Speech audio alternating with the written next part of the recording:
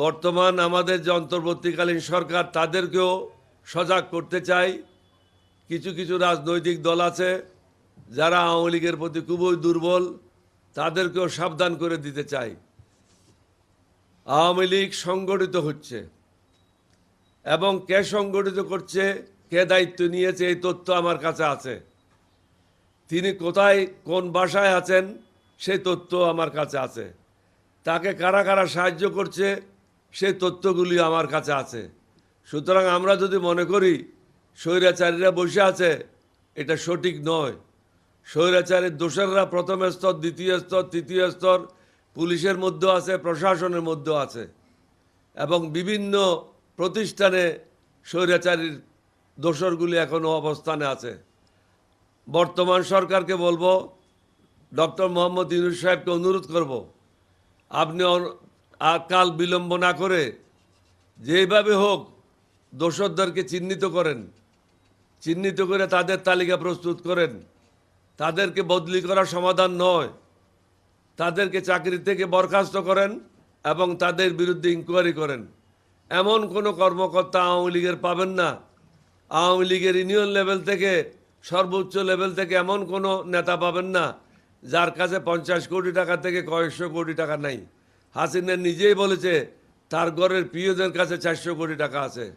সুতরাং সাবধান হতে হবে আমাদেরকে, এই সরকারকেও সাবধানতার সাথে আগাতে হবে।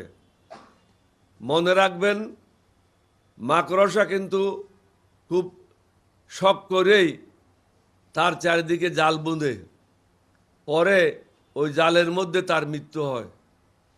মাকড়সা কিন্তু তার বুনা জালের থেকে বের হতে পারে না। অতীতে অনেকে এরকম ধ্বংস হয়েছে, আগামীতেও এরকম ধ্বংস হবে। যে অন্যের জন্য গর্ত খোদাই করে পরবর্তীতে সে নিজেই ওই গর্তে পতিত হয়। সুতরাং আমার ক্ষতি করবেন, কারো ক্ষতি করবেন, নিজে আরামে থাকবেন, এটা মেনে নেওয়া যায় না এবং এটা চিন্তাও করবেন না।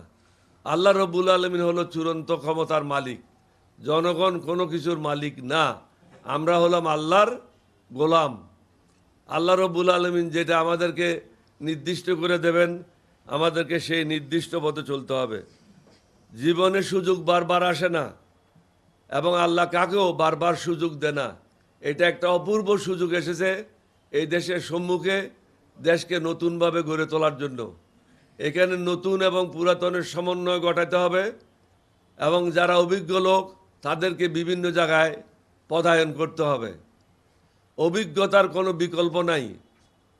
লেখাপড়া আপনি বই পড়ে আহরণ করতে পারবেন, রিসার্চ করে আহরণ করতে পারবেন, কিন্তু অভিজ্ঞতা আহরণ করা যায় না।